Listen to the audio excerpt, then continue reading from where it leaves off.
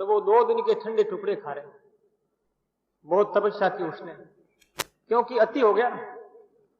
जो भोगों के प्रति अति होता है वो राम के प्रति भी अति होता है, क्योंकि करने की आदत होती है, एक स्वभाव होता है। ऐसा स्वभाव राम के प्रति लग जाए तो कल्याण हो सकता है। इसलिए वो श्रवण राजा इतनी तपस्या हो कि उसने 3 महीने के बाद में उनका शरीर जो है नरकंकाल हो रहा था। आंखें बैठ गई, हड्डियां जो रह गई है। एक दिन बुद्ध भगवान ने कहा, श्रवण बेटा, जब तुम छोटा था और तुझे गाने का शौक था, तुम स्वयं सुनता था और स्वयं गाता भी था, तुझे याद है? श्रवण ने कहा, हाँ गुरुदेव, मुझे याद है। जिस समय में तू तंदुरा बजाता था तो तार ढीले होते तो बजते थे? उसने कहा, नहीं महाराज, तार ढीले होते, लूज होते तो वो तंदुरा नहीं बजता था। बुद्ध भगवान ने कहा, बहुत ज्यादा कसने के बाद में क्या वो तंदुरा बजता था? कि नहीं महाराज, वो नहीं बजता था, वो तो फिर टूट जाते थे तार। तो फिर ने ज्यादा जोर से कसे हुए और ने लूज ही रहने चाहिए। मध्यम श्रेणी में जो होता है वही तंदुरा बच सकता है। इसलिए अपने जीवन को मध्य में लाओ, अति मत करो, अति से शरीर छूट जाएगा। तो कहने का भाव यह है, ऐसा आप नहीं सोचे कि पापी आदमी का कल्याण नहीं होता। पापी आदमी का कल्याण जितना जल्दी होता है उतना धार्मिक का नहीं होता। धार्मिक व्यक्ति आडंबर का एक पर्दा ओढ़ता है, पाखंड की एक चदर ओढ़ी रहती। जितना धार्मिक होना चाहिए वास्तविक उतना नहीं हो पाता। और अपराधी जो व्यक्ति होता है वो खुला होता है, बाहर भीतर एक होता है। अपराध भी किया तो बाहर किया, लोगों के सामने किया, कपटपूर्ण नहीं किया। और जब ये धार्मिक जगत, आध्यात्मिक जगत में आया तो पूर्णतया, पूर्ण शक्ति से वो उसमें लग गया। उस विषय में इतना लगा कि उस विषय को प्राप्त कर लिया। पापियों के इतिहास को देखो, जितने पापी जल्दी तिरे हैं उनका जीवन जल्दी परिवर्तन हुआ है, और जल्दी से जल्दी वो मोक्षगामी हुए हैं। उतने एक धार्मिक आदमी नहीं हुए, उनको बहुत टाइम लगा, समय लगा। बड़ी विचारने विषय है ये, पर अटपटी बात। तभी तो भगवान ने कहा, क्षिप्रम भवति धर्मात्मा। धार्मिक के लिए नहीं कहा है, पापियों के लिए कहा है, क्षिप्रम भवति धर्मात्मा। जल्दी जल्दी धार्मिक हो जाता है वो, शीघ्र से शीघ्र धर्मात्मा बन जाता है।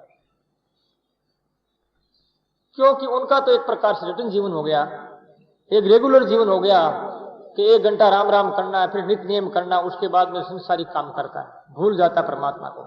पापी डरता है कि मैंने बहुत अपराध किया है, बहुत अपराध किया है, पाप किया है, जल्दी से जल्दी साधना करके बहुत ज्यादा तेजी शीघ्र से साधना करूं और मेरे पाप कद उतरे और कब मैं भगवान की प्राप्ति करूं। बहुत ज्यादा लग जाता है तो वो शीघ्र ही परमात्मा को प्राप्त कर लेता है। इसलिए ये रीझ है, बुद्ध भगवान ने रीझ कर दी उसके ऊपर और उसका कल्याण हुआ। यदि कृपा करते तो वो शरण में नहीं आता, यदि दया करते तो इतना जल्दी उसका भला नहीं होता। इसे कहते हैं कुपात्र के ऊपर कृपा करना। कुपात्र के ऊपर कृपा करना उसे रीझ कहा गया है। तो आचार्य सिद्धरिया महाराज ने ये रीझ शब्द का प्रयोग किया। तो रीझ शब्द की परिभाषा और इसकी व्याख्या यह है, बहुत लंबी चौड़ी है, लेकिन आगे अपने को चलना है। आचार्य श्री कहते हैं, जन दरिया गुरुदेव जी, शव विधि दिवि बता, जो चाहो निज धाम को, जो चाहो निज धाम को, सासों सासों ध्याय, सासों सासों ध्याय। बोलो राम। महाराज जी कहते हैं, यदि तुम्हारी कल्याण करने की इच्छा हो, इसी जन्म में, इसी दिन और अभी अभी मोक्ष की प्राप्ति करना चाहते हो, तो एक ही लक्ष्य को बना लो और एक ही ध्येय को अंतःकरण में उसे स्थान दे दो कि मुझे भगवत प्राप्ति करनी, तो फिर क्या होगा कि सांसों सांसों ध्याय, सांसों सांस से निरंतर लगातार राम राम करते रहो, जो चाहो निज धाम को। इस वास्ते निरंतर लगातार जाप, अजपा जाप चलना चाहिए। अजपा जाप कब चलता है? अजपा जाप कहते हैं बिना ही रचना से किए हुए अपने शरीर में रोम रोम में राम राम होने लग जाता है, उसे अजपा जाप कहते हैं। संत कबीर ने कहा है अजपा जाप के बारे में, कबीरा माला ना जपो, मुख से रटुहन राम, मेरा सुमिरन हरि करे, मेरा सुमिरन हरि करे, मैं पाऊं विश्राम, मैं पाऊं विश्राम। बोलो राम।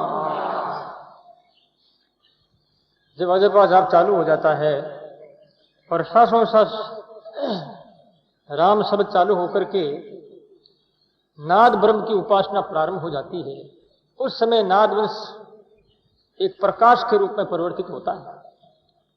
प्रकाश के रूप में उनका स्वरूप बदलता है। उस समय प्रकाश में परमात्मा का प्राकट्य होता है, और वो परमात्मा स्वयं जो है ऑटोमेटिक अपना आप ही राम राम की आवाज करता है, मेरा सुमिरन हरि करे मैं पाऊं विश्राम, कबीरा माला ना जपूं और मुख से रटूं नि राम। मैं क्यों जपूं, मैं क्यों राम राम करूं, मेरा सुमिरन तो भगवान कर रहे हैं। पीछे पीछे हरि फिरे केत कबीर कबीर, मेरे पीछे पीछे भगवान फिर रहे हैं, कबीर कबीर कहते के, क्योंकि ये यथा माम प्रपद्यन्ते तांस तथैव भजामि। भगवान गीता में कहते हैं जो मुझे जैसा भजता मैं उनको वैसे ही भजता हूं। इस प्रकार से अजपा जाप की बड़ी भारी महिमा है। और अजपा जाप चालू कब होता है? बहुत समय तक निरंतर लगातार, जैसे कि श्रोण राजा हुआ और श्रोण राजा अति होगी आध्यात्मिकवाद में, जो लगातार लग जाता है तो शीघ्र ही परिणाम प्राप्त होता है। महाराज कहते हैं ऐसे जो अजपा जाप वाले मुझे सदगुरु मिले, कैसे मिले, क्यों और किस लिए मिले, किस कारण से मिले। आज आध्यात्मिकवाद में जो कोई थोड़ी सी भावना है तो इस विश्व में 1% ही है, ज्यादा नहीं।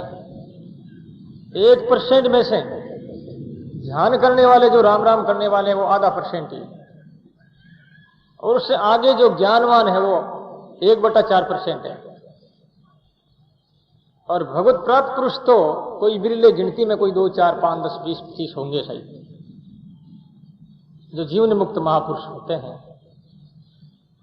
इस वास्ते इतना जल्दी शीघ्र सदगुरु मिले, शीघ्र ही जीव को अपना ले, जीव में चेतना आकर के और परमात्मा में वो लग जाए, इसके लिए कौन से पूर्व जन्म का पुण्य है, इस विषय में महाराज श्री कह रहे हैं। क्योंकि नहीं तो लगना बहुत मुश्किल है। लाखों लोग होंगे यहाँ जोधपुर सूर्य नगरी में, लेकिन सत्संग में कितने हजारों नहीं आ सकते। इस वास्ते मैंने 1% कहा आपको। तो महाराज कहते हैं जन दरिया सतगुरु मिया, कोई पूरब ले पुन, जड़ पलट चेतन किया, आन मिलाया सुन, प्राण मिलाया सुन। बोलो राम। आचार्य सिद्धरिया महाराज कह रहे हैं मुझे जो सदगुरु मिले पूर्व जन्म के पुण्य से मिले, बिना पुण्य बिना मनुष्य शरीर नहीं मिलता, ये पक्की बात। और मनुष्य शरीर मिल जाए, उससे भी ज्यादा अधिक पुण्य हो तो अच्छा संग मिलता है। और उससे विशेष ज्यादा पुण्य संग्रह है जिसके हृदय में, जिसके अपने पास में, उसे सद्गुरु मिलते हैं। इस वास्ते जन्मांतरेद भवेद पुण्यम तदा भागवतम लभेत। श्रीमद् भागवत में आता है करोड़ों जन्मों के पुण्य उदय होते हैं, तब सत्संग मिलता है, यानी सद्गुरु मिलते हैं। तो पूर्व जन्म के कोई पुण्य किया है और पुण्य के बिना मिल नहीं सकते। आचार्य श्री दरिया महाराज के शिष्य में कृष्णदास जी महाराज, उन्होंने अपने पूर्व जन्म के विषय में अपनी वाणी साहित्य में लिखा है, आप ध्यानपूर्वक सुने। उन्होंने कहा कि मैं आज से भक्त नहीं हूं, मैं कई जन्मों से हूं, कई कल्पों से हूं मैं। ये बात कही है पूर्व जन्म की। किसनो चाकरी आदि को आज काली को नाय, रामचंद्र लंका चजा जद भी किसनो माय, जद भी किसनो माय। बोलो राम। भगवान राम ने अपने बांदरों के से लंका पर चढ़ाई की है। कृष्णदास जी महाराज के उस समय में भी मैं मनुष्य जाति में या बंदर जाति में कोई एक था और भगवान राम के साथ में भगवान राम की सपोर्ट की मैं, भगवान राम के साथ में युद्ध किया था। किसनो चाकर आदि को और आज काल को ना, रामचंद्र लंका चढ़ा जद भी किसनो मां, उस समय भी किसना था, ये कृष्णदास जी महाराज ने कहा। उन्होंने अपने जन्मों के बारे में लिखा है, कई जन्म उनको याद आ गए, ऐसे ऐसे जन्म मैंने प्राप्त किए और बहुत ही दुखों का और नरकों का सामना करना पड़ा, बहुत परेशानी उठानी पड़ी। अब मैं सदगुरु दरिया के शरण में आया हूं, अब मेरा जन्म नहीं होगा। अब विचार करो, भगवान राम के साथ में रहने वाला व्यक्ति का जन्म हो रहा है और सदगुरु दरिया के साथ में रहा तो उसका जन्म मरण मिट गया। ये क्या तात्पर्य है? भगवान राम तो अनंत कोटि ब्रह्मांड नायक है और ये ब्रह्म के अवतार है, तो कल्याण होना चाहिए था, लेकिन कल्याण क्यों नहीं हुआ?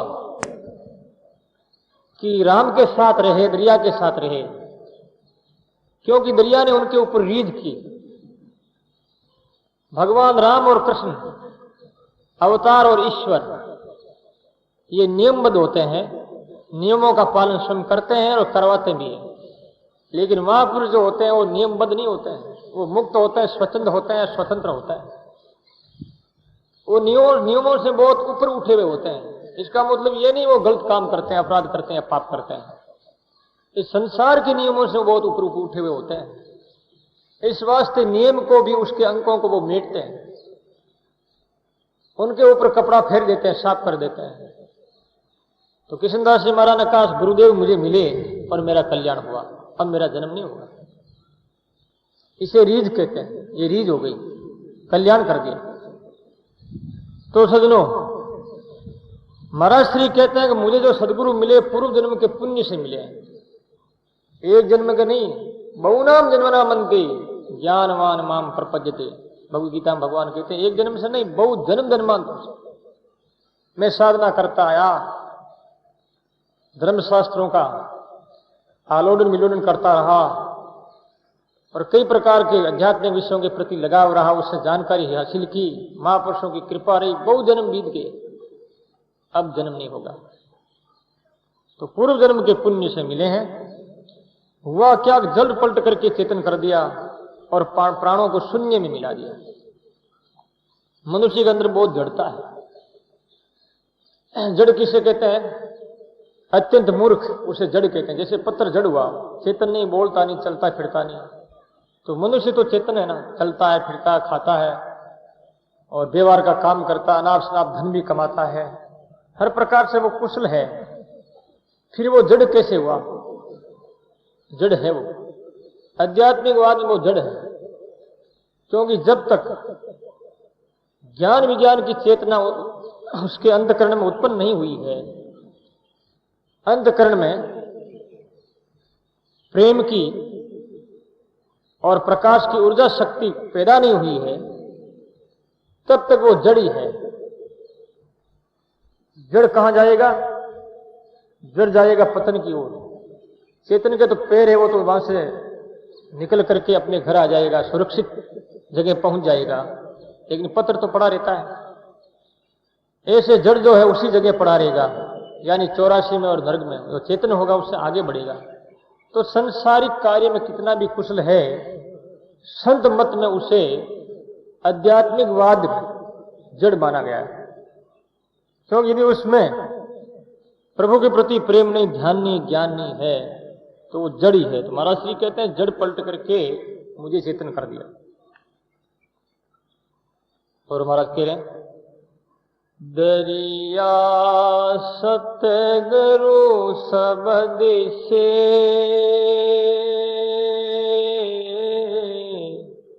मिट गई खेचाता, भरम अंधेरा मिट गया, भरम अंधेरा मिट गया, परशापद निर्माण, परशापद निर्माण। बोलो राम। महाराज जी कह रहे हैं सदगुरु के शब्द से मेरी गति और मति में परिवर्तन हुआ। मनुष्य की गति क्या है? गति है उनकी दैनिक जीवन क्रिया, उनके कर्मों की जो धाराएं हैं, कर्मों की जो श्रृंखला है, उस पे जो उसका लगाव है, उसे गति कहते हैं। जैसे आदमी चलता है, फिरता है, कोई काम करता है, धंधा करता है, किसी भी क्षेत्र में वो कार्य कर रहा है, कर्मों की एक गति हुई। और मति कहते हैं बुद्धि को। बुद्धि में भी परिवर्तन हुआ। बुद्धि में परिवर्तन होगा तो गति में भी परिवर्तन होगा, क्योंकि बुद्धि और मन यही तो शरीर को चलाते हैं, कर्म कराते हैं। जबरदस्ती उस विषय में शरीर को वो ले जाते हैं। इस वास्ते मति परिवर्तन होना बहुत जरूरी है। महाराज जी कहते हैं मेरी मति में परिवर्तन आया, आध्यात्मिक जिंदगी का उदय हुआ, एक प्रभु के भक्ति और प्रेम का प्राकट्य हुआ, और मैं जागा, चेतनता हुई।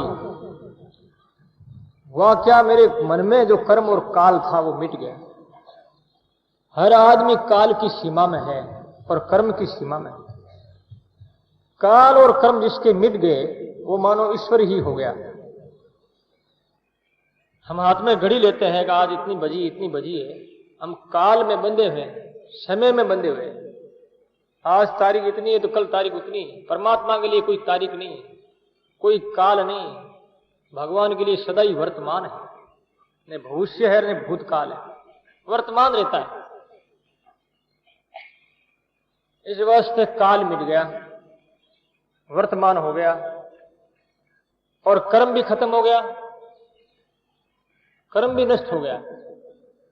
सारी दुनिया जो है कर्म के दायरे में घिरी हुई है।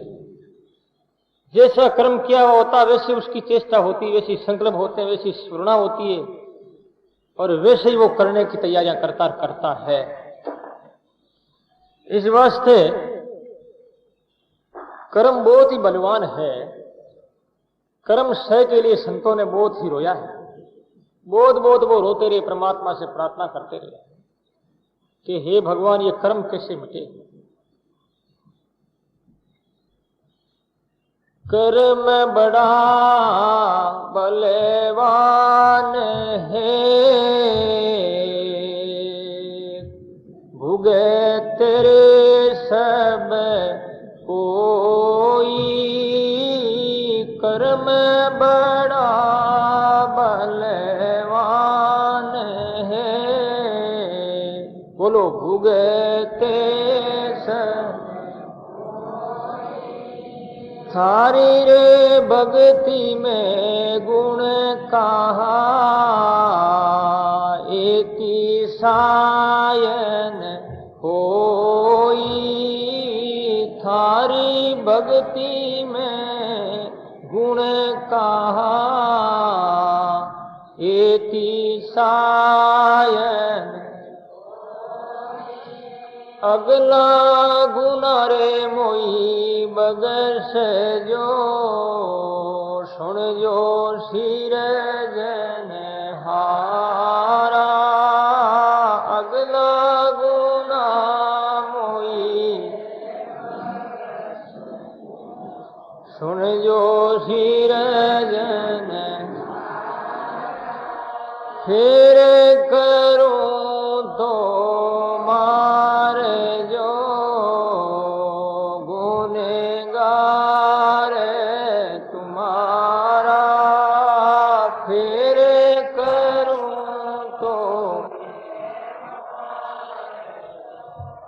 गुनेगार तुम्हारा। अगला गुना रे मोई बगस जो। बोलो राम। अगला गुना रे मोई बगस। हे परमात्मा, कर्म बड़ा बलवान है, भुगते सब कोई। कर्म बलवान है, सब भुगत रहे हैं। और आपकी भक्ति का फिर गुण क्या प्रभु, जो इतनी सहायता आप नहीं कर सकते हैं। फिर भक्ति का प्रभाव क्या रहा। मैं आपकी भक्ति करता हूं और फिर भी कर्म मेरे पर लागू हो रहे हैं, तो फिर भक्ति का प्रभाव तो समाप्त है। ऐसे भक्त जो है भगवान से लड़ते हैं, भगवान से अड़ जाते हैं और पूर्णतया अड़ते हैं, वो भगवान को करा के ही छोड़ते हैं। तो भगत बड़े हठीले होते हैं। कर्म वास्तव में ऐसा ही है। तुलसीदास जी महाराज जैसे संत ने भी कर्म के बारे में कह दिया है, कर्म प्रधान विश्व करी राखा, और जो जस कर ही सो तस फल चाखा। जो जस कर ही सो तस फल चाखा। कर्म प्रधान तुलसीदास जी महाराज ने स्वीकार किया। इस वास्ते ऐसे कर्म भी मिटाए जा सकते हैं। भक्ति करके, भजन करके, परमात्मा के प्रति आत्मीयता नाते, परमात्मा को बोध बोध उल्हाना देते हुए, उनको ओढ़बा देते हुए, उनको फटकारते हुए, झंझेड़ते हुए हम परमात्मा को जो है अपना सकते हैं। भगवान कहते तुम मुझे खूब झंझेड़ते रहो, खूब मेरे प्रति तुम डंग कसते रहो, गालियां भी देते रहो, लेकिन तुम दो मुझे, दूसरों को मत दो। तुम देते हो तो तुम्हारा अधिकार मेरे प्रति है और वो पूर्ण अधिकार है, लेकिन दूसरों को दोगे तो पाप होगा, कर्म लगेंगे। क्योंकि परमात्मा तो जीव का मालिक है, उसको कहने का हक है। दंड माफ हो जाता है। बच्चा गलती करता है और मां पीटने लगती है तो बच्चा रोता है और बार बार मां से प्रार्थना करता है, निवेदन करता है, मां मुझे छोड़ दे, मां मुझे छोड़ दे। मां को दया आती है, मां छोड़ देती, रोता है ना, रोने पर छोड़ती। ऐसे जितने भी कर्म किए हुए हैं और परमात्मा के सामने वो रो देता है, हे नाथ, अवस्था के कारण से मेरे से अपराध हुआ है, गलत काम हो गया है, अब मैं आइंदा से परिणाम में नहीं करूंगा, आप मेरे पर कृपा कर दो, माफ कर दो। परमात्मा माफ करते हैं। यदि ये कर्म माफ नहीं होते तो कल्याण भी नहीं हो सकता। ये सही बात, माफ करते हैं। तो महाराज श्री कहते हैं कर्म और काल सब समाप्त हो गया और सदगुरु ने इस प्रकार से मेरे ऊपर कृपा कर दी। नहीं था राम रहीम का मैं मतहीन अजान, दरिया सुध बुध ज्ञान दे, दरिया सुध बुध ज्ञान दे, सतगुरु किया सुजान, सतगुरु किया सुजान। बोलो राम। महाराज श्री कहते हैं, मैं राम का रहीम का, यानी आध्यात्मिक जीवन में मेरी आस्था नहीं थी। राम रहीम किसी का भी नहीं था। किसी भी अच्छे धर्म को मैंने स्वीकार नहीं किया, परमात्मा को नहीं अपनाया। ऐसे अयोग्य व्यक्ति के ऊपर भी गुरुदेव ने रीझ की, कृपा की और मुझे अपनाया और मुझे सुजान कर दिया। सुजान का मतलब है चतुर कर दिया। आध्यात्मिकवाद में मेरी गति करा करके मुझे होशियार कर दिया, सावधान कर दिया। तो इससे बड़ी और कृपा क्या हो सकती, इससे बड़ी और क्या मेहरबानी हो सकती है। और मैं एक ही जन्मों से नहीं, अनंतानंत जन्मों में मैं सोया हुआ था, महाराज श्री कहते हैं। और गुरुदेव ने मुझे जगा दिया कृपा करके, सोए हुए को उठा दिया, जग जोरा चेतना की, हृदय में प्रेरणा दी।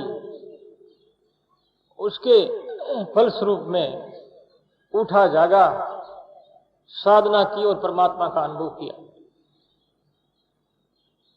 इस विषय महाराज कहते हैं, सोता था बहु जन्म का, सतगुरु दिया जगा, जन दरिया गुरु शब्द से, जन दरिया गुरु शब्द से, सब दुख गए मिलाए, सब दुख गए मिलाए। बोलो राम। महाराज कहते हैं, बहु जन्मों का मैं सोया हुआ था, सोता था बहु जन्म का, लेकिन सदगुरु ने जगाया। बात ठीक है। यदि पूर्व जन्म में पहले हमें कोई मनुष्य शरीर प्राप्त हुआ होगा, जरूर प्राप्त हुआ होगा, और यदि हम जाग जाते तो आज इस 5 भूत आकाश वायु अग्नि जल इन तत्वों से बना हुआ ये शरीर हम बनकर के नहीं रहते। चेतना में, आनंद में, सदाई परमात्मा में लीन रहते। इसका मतलब यह है कि हम मुक्त नहीं, तभी तो जन्म मिला है। इस वास्ते बहु जन्म के सोए हुए थे, जागे नहीं थे। जागने का समय अब मिला है, अब मौका आया है। अब कोई जाग जाए तो जाग जाए तो उसका बेड़ा पार हो सकता है। महापुरुष जगाते हैं लेकिन लोग जागते नहीं। वो कैसे जगाते हैं? आवाज देकर के जगाते हैं, जोर जोर से ढोल बजाते हैं, बाजा बजा करके जगाते हैं। ढोल बजा करके कैसे जगाते हैं? आपको मालूम नहीं है, रावण नहीं जागा। रावण को नहीं, कुंभकर्ण को नींद आती थी 6 महीने की। रावण ने विचार किया भाई को जगाऊं, लेकिन 6 महीने की नींद है, ऐसे वो जागने वाला नहीं। कान में बहुत आवाज दी तो भी वो नहीं जागा। उसके बाद में ढोल बजाए गए, जोर जोर से बाजे बजाए, और साथ ही साथ में बड़े बड़े जानवरों को, हाथियों को, घोड़ों को, गद्दों को उनके मुख के अंदर डाले गए। वो कान में निकल गए। इतने तो उसका मुख मोटा दरवाजा था, उसका कान के बड़े बड़े दरवाजे थे। और फिर से ढोल बजाए तब जाकर के वो जागा। कहने से थोड़ी जागते हैं लोग। साधु बेचारे बहुत कहते हैं, कौन जागता है? कह करके चले गए और अनंत साधुओं से हम सत्संग सुनिए, लेकिन जागे अभी तक नहीं है। क्योंकि अभी उन्होंने कहा है, और थोड़ा कुछ बजाया तो कोई ढोल बजाया होगा, लेकिन जानवरों को अंदर नहीं फंसाया। जब तक ये जानवर अंदर नहीं चले जाएंगे तब तक जागृति नहीं होगी। जानवर क्या है? संसार के प्रतिकूल परिस्थितियां, बड़ा भारी आघात, हृदय के अंदर जो बड़ी भारी चोटें लगना, समाज की तरफ से हर प्रकार से जो है त्यक्त हो जाना, संसार की निंदा और बुराइयों से घिर जाना, ये जानवर है। तब वो निराश हो जाएगा कि अब मेरा कोई नहीं, तब वो जागता है। इसलिए महाराज श्री कहते हैं, ज्ञान ध्यान का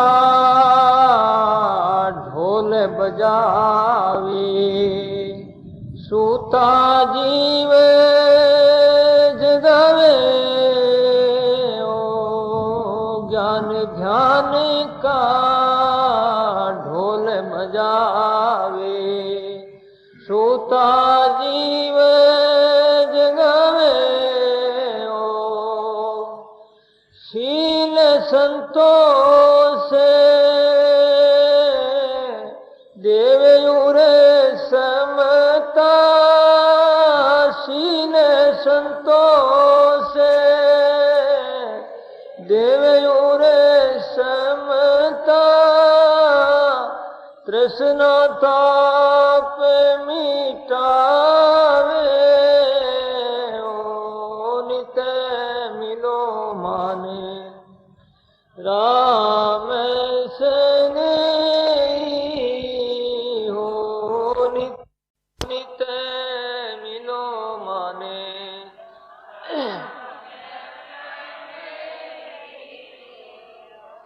प्रेम पियाला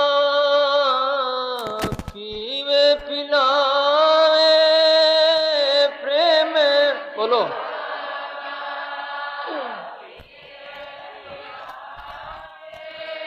प्राण उधारण वेई, ओ नित मिलो माने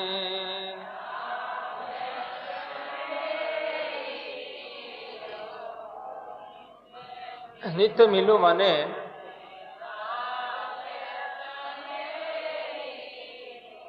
तो महाराज श्री कह रहे हैं, ज्ञान ध्यान का ढोल बजावे और सूता जीव जगावे। ऐसे ज्ञान ज्ञान के ढोल बजाते हैं और जीवों को जगाते हैं। शील संतोष देव और समता तृष्णा ताप मिटावे, ऐसे सदगुरु कृपा करते हैं। तो आचार्य श्री यहां पर कह रहे हैं, बहु जन्म के सोए को मुझे जगाया और सदगुरु के शब्द से सारे दुख मिट गए। गुरु के शब्द से दुख किस प्रकार से मिटता है, और आदमी झंझट में फंसा हुआ, संकल्प विकल्प में बंधा हुआ, उससे दूर कैसे हो। सदगुरु के शब्द में कितना प्रभाव है और वो कैसे प्रभावित होकर के शीघ्र ही शिष्य अविद्या से मुक्त हो सकता है और वास्तव मुक्त होता है। रजव जी महाराज राजकुमार थे, राजा के लड़के थे।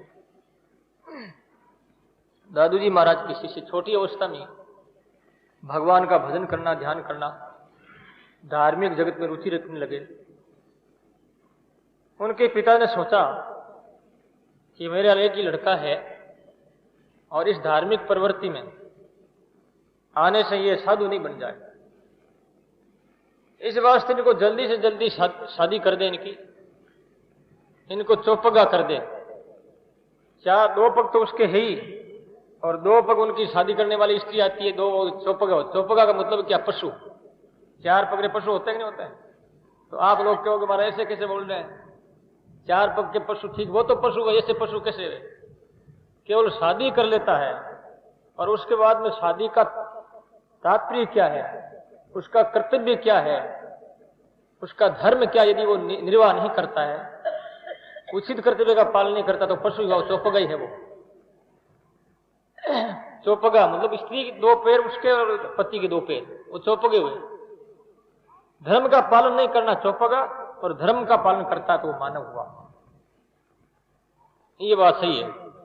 तो इस वास्ते उनकी शादी करने की तैयारियां करने लगे और जबरदस्ती जो है उसकी सगाई कर दी। पिताजी के सामने क्या करे बेचारा छोटा बच्चा,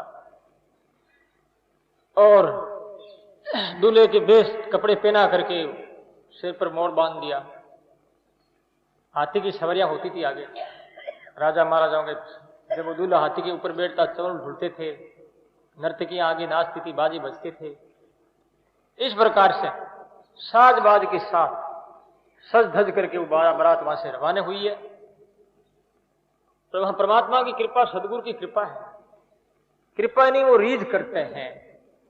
दादू जी महाराज अपने शिष्यगणों के साथ सामने आ रहे थे और वो रजब जी दूल्हा के बेस में हाथी पर बैठे हुए सामने आ रहे हैं।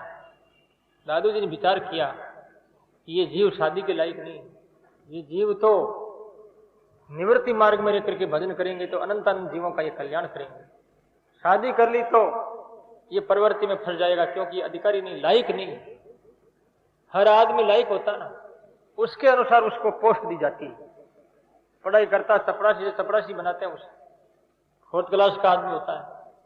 वो जब IAS की परीक्षा देता है, RS की, तो कलेक्टर एस भी होता है, क्योंकि जैसा गुण होता है वैसा ही पद मिलता है। दादू जी ने विचार किया कि ये जीव आध्यात्मिक जीव है और ये मेरा जीव है।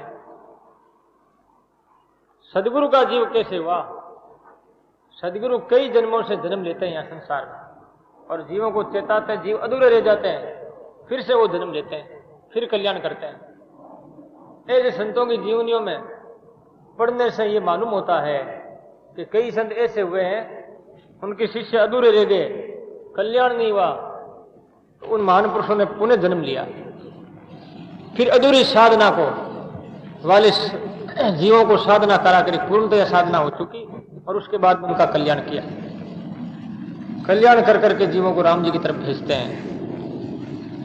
दादू जी ने सोचा कि ये जीव मेरा है और ये प्रवृत्ति में फंस जाएगा तो इसका अधूरा काम हो जाएगा, फिर जन्म लेना पड़ेगा।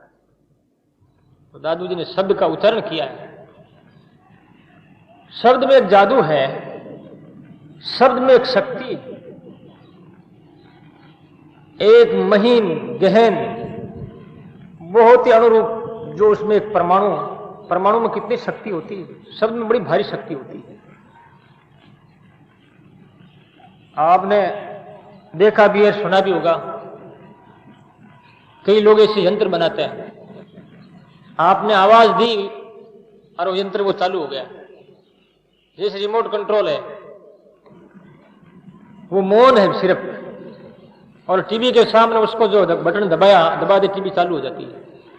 चैनल पलटा, चैनल पलट गया, क्या है उसके पास? उसके पास में एक ऐसी शक्ति है, सजाद की उस टीवी के और उसके साथ में कनेक्शन जुड़ा हुआ है, वो परमाणु रूप में, सूक्ष्म रूप में जुड़ा हुआ है। यदि वो सूक्ष्म रूप में जुड़ा हुआ नहीं है तो फिर चेतना नहीं आएगी, यानी टीवी चालू नहीं होगी।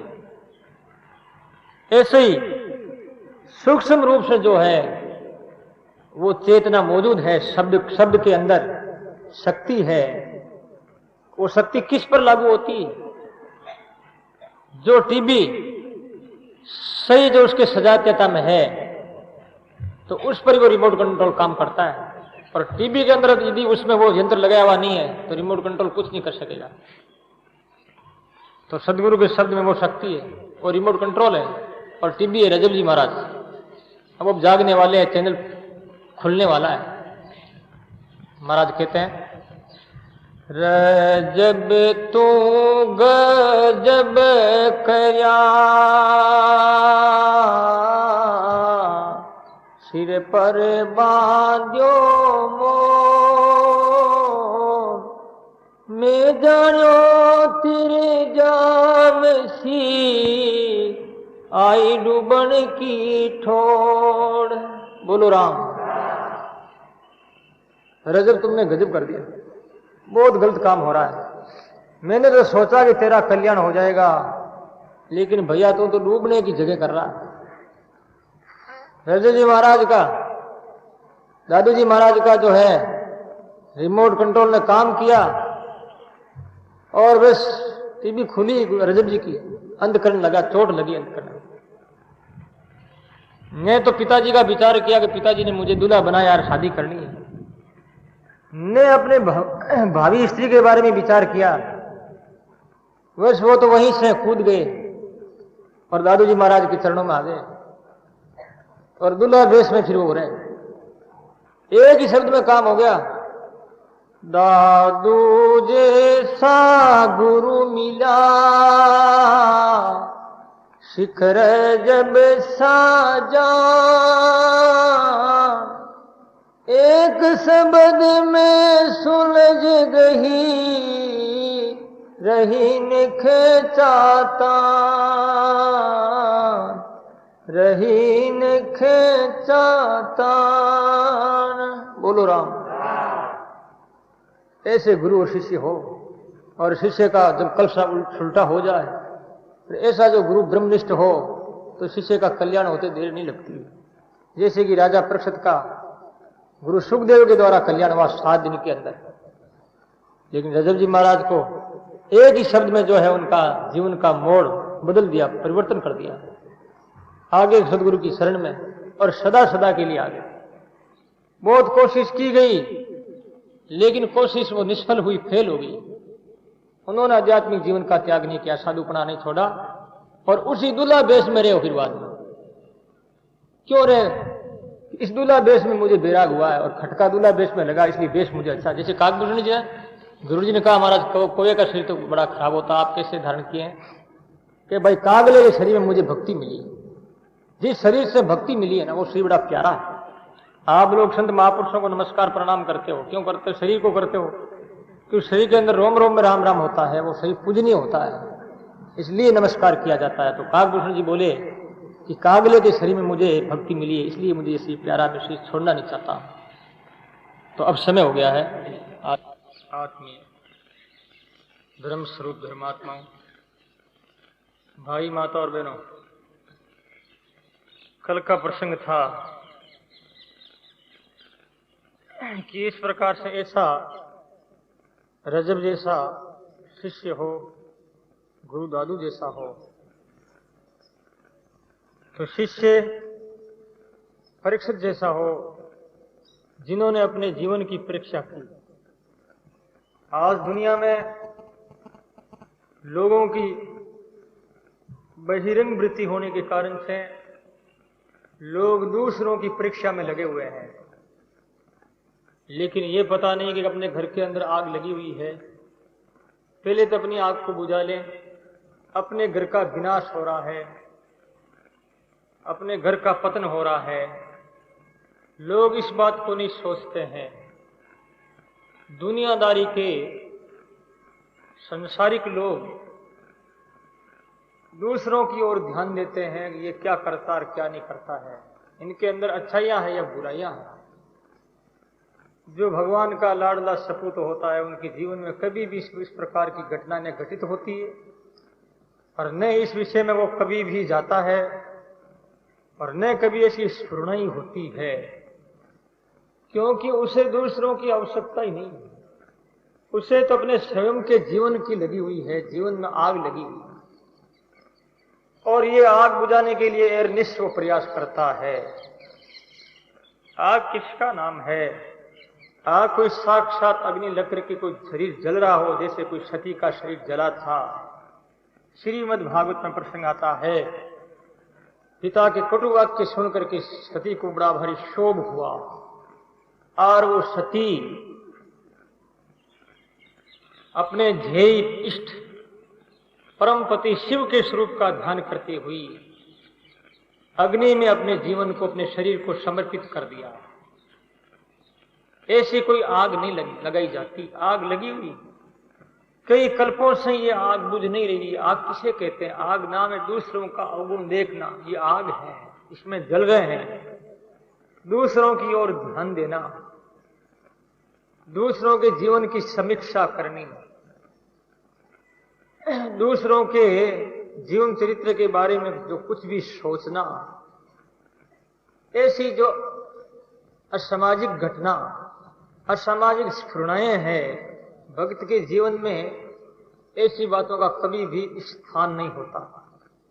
इसलिए वो अपने आप को देखता है। अपने आप को देखने वाला ही वास्तव में सबको देख सकता है।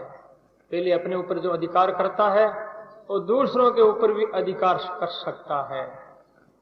जिसका स्वयं पर भी जो अधिकार नहीं है, स्वयं पर भी कंट्रोल नहीं है, उसे क्या हो सकता है कि वो दूसरों की कंट्रोल कर सके।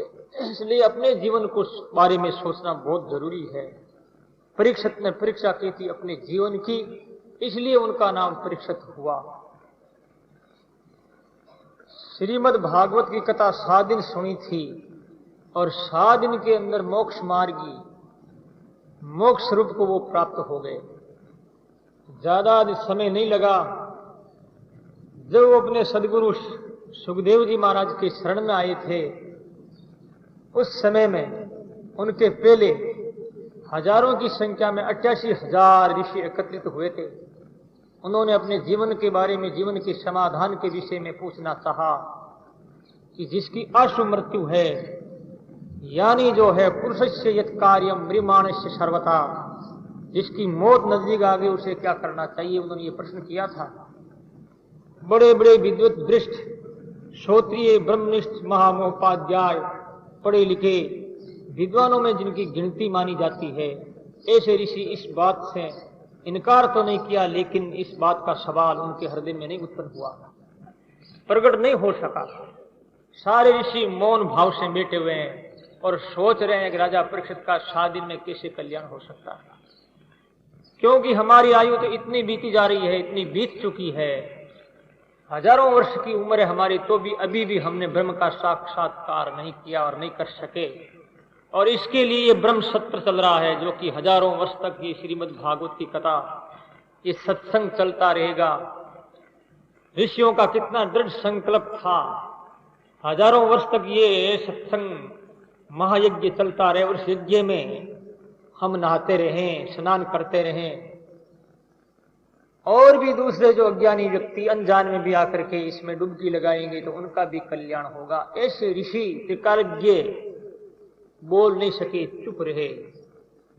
ऐसी स्थिति में सुखदेव जी महाराज पधारे हैं, जिसकी 16 वर्ष की आयु है, ज्यादा उम्र नहीं, और उस ब्रह्मभूत आत्मा सुखदेव जी महाराज को देख करके सारी सभा में सन्नाटा छा गया। सारी सभा उठ करके उनके सामने उपस्थित हो नमस्कार प्रणाम किया है। इनकी आयु 16 वर्ष की। जो कि प्रश्न किया था म्रियमाणस्य सर्वथा, उन्होंने उत्तर दिया है वास्तव में, अरे परीक्षित तुम क्या सोचता है, 7 मिनट में कल्याण हो सकता है, ये तो 7 दिन तो बहुत है। ऐसा सदगुरु मिले तभी जीव का कल्याण संभव है। तो इस वास्ते यहां पर आचार्य श्री कहते हैं, आप ध्यानपूर्वक सुनेंगे, दरिया सतगुरु कृपा करे,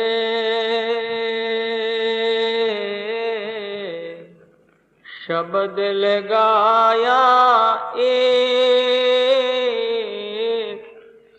लागत ही चेतन भया, लागत ही चेतन भया, नेत्र खुल्या अनेक, नेत्र खुल्या अनेक। बोलो राम। कितनी सुंदर बात की। एक ही शब्द से शिष्य के सारे ज्ञान के दरवाजे खुल गए। व्यवहारिक, सामाजिक, आध्यात्मिक, जिस जिस क्षेत्र में मनुष्य को ज्ञान की आवश्यकता जरूरत पड़ती है, उन क्षेत्र के द्वार खोल दिए। किसने खोल दिए? सदगुरु ने। और किस माध्यम से? एक ही शब्द से, ज्यादा शब्द नहीं। दरिया सदगुरु कृपा कर शब्द लगाया एक, ज्यादा नहीं लगाया, एक ही शब्द लगाया। उससे क्या लगा? नेत्र खुले अनेक। एक नेत्र नहीं, अनंता अनंत नेत्र है हमारे। नेत्र किसे कहते हैं? नेत्र ये गोलक आंखों का है, इसका नाम नेत्र नहीं। नेत्र नाम इस आंख के अंदर जो सूक्ष्म ज्योति है, बिल्कुल वो परमाणु के रूप में वो ज्योति लाइट फेंकती है, लाइट मारती है, तो हमको दिखता है ये पुरुष, ये स्त्री, ये दृश्य, ये पदार्थ, प्रकृति, वृक्ष, लता पताएं, बड़े बड़े सागर, नदियां, ये सब दिखाई दे रहे हैं। आंख के गोलक तो सभी के होते हैं, अंधे भी होते हैं, उनके भी आंख जैसी लगती, आंख लग रही है, लेकिन अंदर ज्योति उनकी नष्ट हो गई। तो सजनों, सदगुरु ने रोम रोम के अंदर ज्योति के द्वार खोल दिए। एक ये दो आंख नहीं। आप मारवाड़ी में कहते हो भाई पढ़े लिखे व्यक्ति के 4 आंख है। 4 आंख का क्या? 2 पीछे आंख है, 2 सामने। इसका मतलब क्या 2 आंख है क्या पीछे? दो नहीं है, लेकिन बुद्धि के अंदर जो है, बुद्धि विकसित अवस्था को प्राप्त होकर के अनंत अनंत ज्ञान का जो है अधिकारी हो जाती है। वो ज्ञान पुष्प उनके खिल जाते हैं, कमल खिल जाते हैं। उस समय में अनंत अनंत ज्ञान रूपी भंवरे मंडराते रहते हैं। वो भंवरे आकर के पुष्पों के ऊपर आकर के बैठ जाते हैं, उनका आलिंगन करते हैं, प्यार करते हैं। इसी प्रकार से जिनके ज्ञान रूपी नेत्र खुल गए हैं, उसके जो ये ज्ञान रूपी भंवरे आकर के उनको छुएंगे, उन्हें स्वीकार करेंगे, उस व्यक्ति को लो ज्ञान भर जाता है। ज्ञान से, मान से, ध्यान से, भक्ति से उनका जीवन हर प्रकार से ओतप्रोत हो जाता है। क्योंकि अनंत नेत्रों का खुलना यह है। नेत्र तो अर्जुन के थे, लेकिन अर्जुन के नेत्र के खुल नहीं पाए। उन नेत्रों से, प्राकृत नेत्रों के द्वारा अर्जुन ने विराट स्वरूप परमात्मा के स्वरूप को देख नहीं पाए। अर्जुन बोले, महाराज आप कहते हैं विराट स्वरूप को देख, लेकिन मैं देख नहीं पा रहा हूं। आपका स्वरूप तो अलौकिक, अचिंत्य, अवर्णनीय है, लेकिन इस आंख से मैं नहीं देख पा रहा हूं। आप तो मुझे इस आंखों से वही स्वरूप दिख रहे हैं कि आप मेरे जो है फूफा जी के बेटे कृष्ण है, ऐसा लग रहा मुझे। उसके बाद में भगवान कृष्ण ने दिव्यम ददामि ते चक्षु पश्चिमे योग महेश्वरम, अर्जुन मैं तुझे दिव्य चक्षु देता हूं, उसके द्वारा तुम देख पाएगा। तो इसी प्रकार से भीतर के जो नेत्र खुलते हैं, तब अनंत अनंत ज्ञान का प्रकाश होता है। अनंत अनंत नेत्र द्वार खुल जाते हैं। रोम रोम में नेत्र है, हर जगह हमारे नेत्र हैं। यदि हम हर जगह हमारे नेत्र नहीं हुए तो फिर हम कैसे देख पाएंगे। यहाँ बैठे बैठे हरिद्वार की बात, हरिद्वार का क्षेत्र, गंगा का किनारा और किनारे की सुंदर प्राकृतिक छटा हम यहाँ बैठे बैठे देख रहे हैं। यहाँ पहुंचे नहीं है, लेकिन हमारा मन रूपी आंख से हम देख रहे हैं।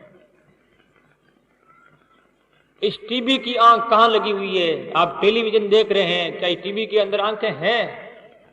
क्या आंखें टीवी के अंदर इतनी दूर में है? Foot by 1.5 foot by foot का एरिया में है क्या ये आंख? ये आंख सर्वत्र छाई हुई है।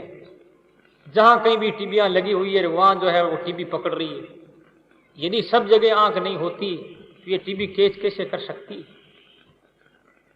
जबकि एक वैज्ञानिक भी सब जगह आंखें फैलाने की क्षमता रखता है, सब जगह आंख का विस्तार करने की क्षमता रखता है, तो वो तो अनंत कोटि ब्रह्मांड नायक है। उनका ज्ञान भी अनंत है। क्या उनके ज्ञान से अनंत नेत्र नहीं खुल सकते? खुल सकते हैं। इस वास्ते आचार्य श्री ने कहा कि भीतर का नेत्र खुले और तब ही दर्शे राम। भीतर का नेत्र खुलता तब राम का साक्षात्कार होता है। सजनों, वो यदि एक ही दो ही नेत्र होते तो एक ही टीवी में आप देख पाते, लेकिन आप हजारों लाखों टीवियां खरीदते रहे, करोड़ों की संख्या में टीवियां खरीदते रहे। वो आंख तो कितनी लंबी चौड़ी और कितनी व्यापक है, तो देख रहे हैं आप क्या हो रहा, क्या गतिविधियां हो रही है। इसी प्रकार से भगवान ने जो ये बात कही है, सर्वत्र पाणी पादम तत् सर्वतोक्षि शिरो मुकुट सर्वते श्रुति मोलोके सर्व मावृति तिष्ठति। भगवद गीता में भगवान कहते हैं मेरी आंख सब जगह है।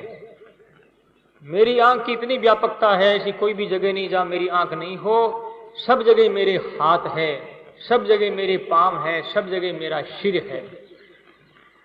तो फिर भीतर के अनंत नेत्र खुल जाए तो कौन सी बड़ी बात है? नेत्र तो पहले से ही है। उन नेत्रों के बारे में अनुभव होने की जरूरत है। भगवान का विराट स्वरूप तो पहले ही था, लेकिन अर्जुन देख नहीं पाया। अर्जुन के भीतर के नेत्र खुलते ही अर्जुन ने साक्षात्कार करके स्वीकार कर लिया कि परमात्मा विराट स्वरूप भी है, कृष्ण भी है, तो भगवान विराट स्वरूप भी है। कोई भी चीज पहले नहीं होती है, बाद में होती है। वो चीज क्षय अवस्था को, निराश अवस्था को प्राप्त होती है।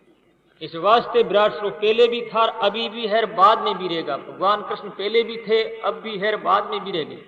जो उत्पन्न होकर के विनाश अवस्था को प्राप्त होता है, ऐसी चीज स्थायी नहीं होती। वो तो एक इंद्र जाल होती है, माइक होती है, आगमा पाई होती है। ऐसी वस्तुओं के ऊपर संत महापुरुष पहुंचे हुए संत विश्वास नहीं करते।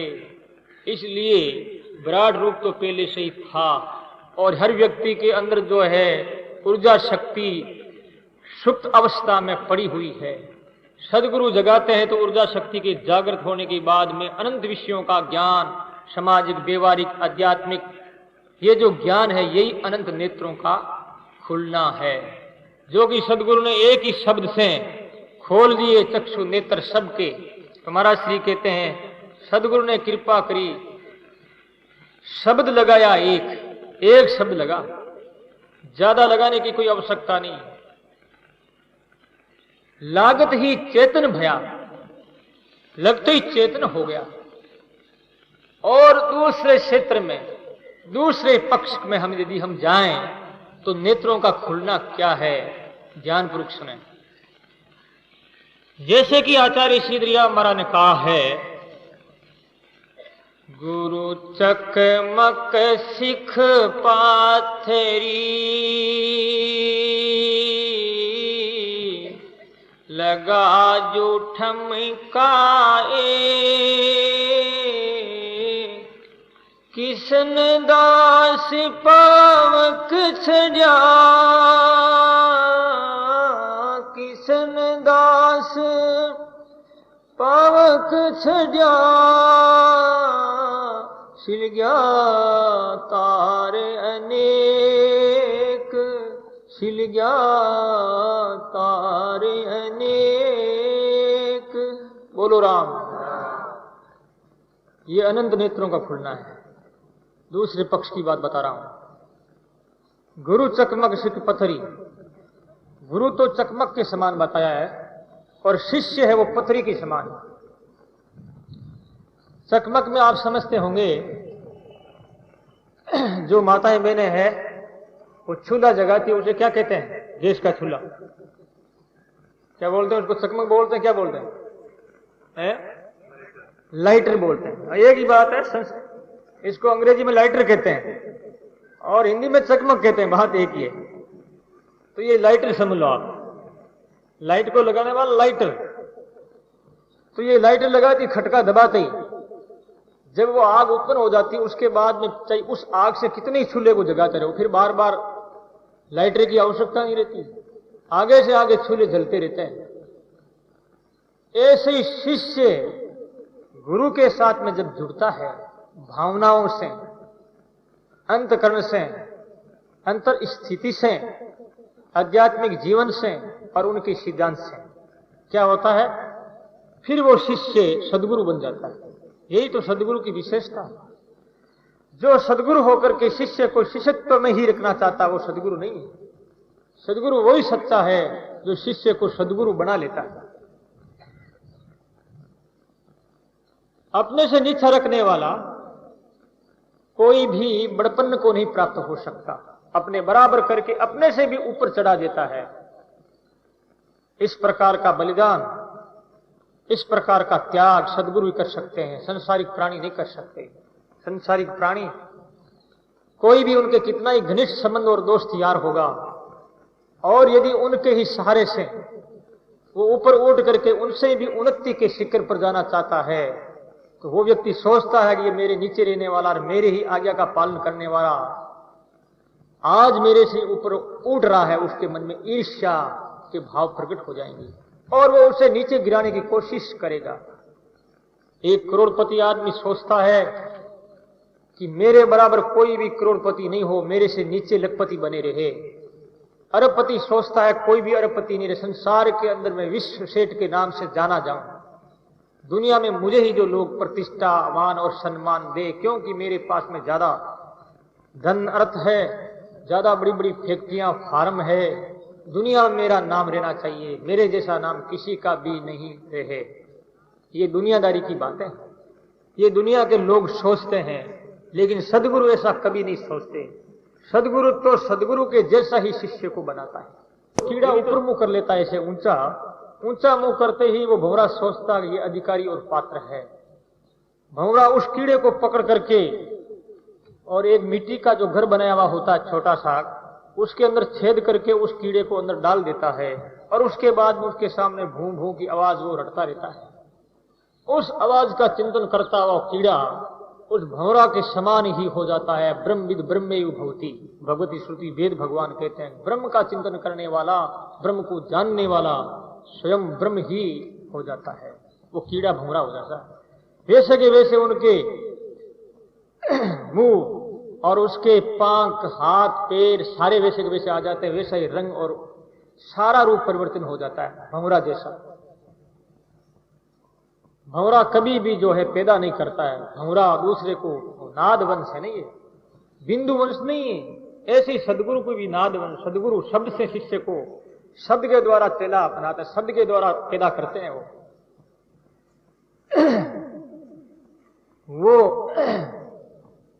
बिंदु वंश उनका नहीं है, तो वैसे वो बना लेते हैं। इस वास्ते कहते हैं संत और पारसी में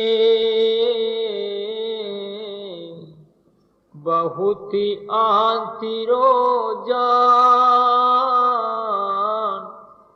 वालो हो कंचन करे, वालो कंचन करे, वो करे आप समान, वो करे आप समान। बोलो राम। पारस में, सदगुरु में, संत में बहुत ही अंतर है। पारस तो लोग को केवल सोना बनाती है, पारस नहीं बना सकती, लेकिन सदगुरु शिष्य को सदगुरु बना देता है। यही तो विशेषता है आध्यात्मिक जीवन की, यही है अद्भुतता, और यह है बड़ी रहस्य की बात। इस बात को कौन जाने। इस वास्ते महाराज श्री कहते हैं लागत ही चेतन भया। उधर जो है सिल गया तार अनेक, जब वो सदगुरु बन गया शिष्य, और वो